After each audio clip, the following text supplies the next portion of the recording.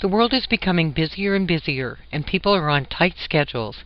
Between work, family, and other responsibilities, they have very little time to study and learn. That's why today's students need to learn wherever and whenever they want. Mobile applications promise to allow students to do just that.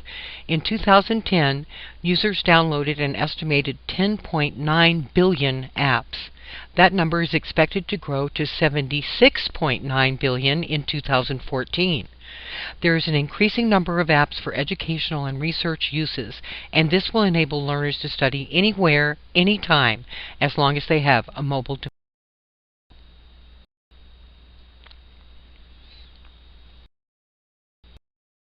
Game-based learning is continuing to grow. Whether it is something as simple as a card game or board game or a massive multiplayer online game, the trial and error style of learning encouraged by game playing is proving to be effective.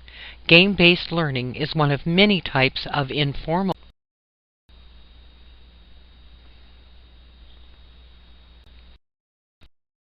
Informal learning involves techniques that a learner can take advantage of right away and with immediate application. Learners are in control and can drive their learning in a more meaningful and self-directed way.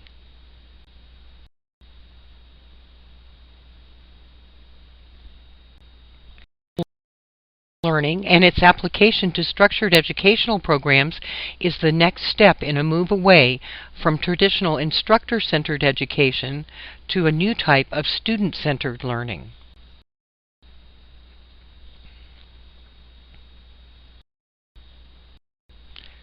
All of us have been engaged in informal learning throughout our lives.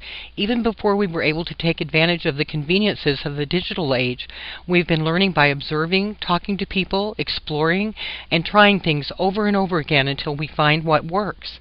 One of our first experiences in informal learning was figuring out how to walk, and we probably fell down several times in the process. Then we learned how to ride a bike, and we probably took a few tumbles while we were learning. We learned how to drive a car, and we hoped we wouldn't have any fender benders.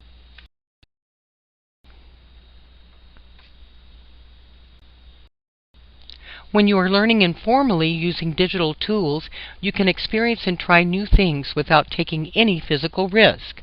You can explore and do something over and over to see what the results might be. However, informal learning presents some challenges.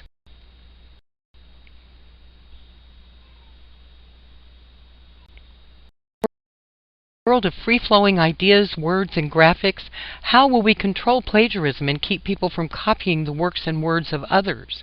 How will we know whether someone who has learned about a subject informally has achieved the competencies he or she claims to have mastered?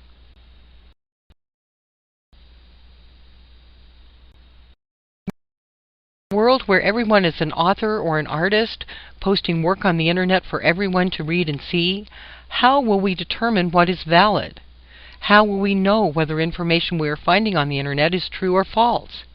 How will we verify and check information that we find on the web? How will we know whether it's accurate? How will we control sabotage and malware? These are the questions we will need to address as teachers and learners in the digital age.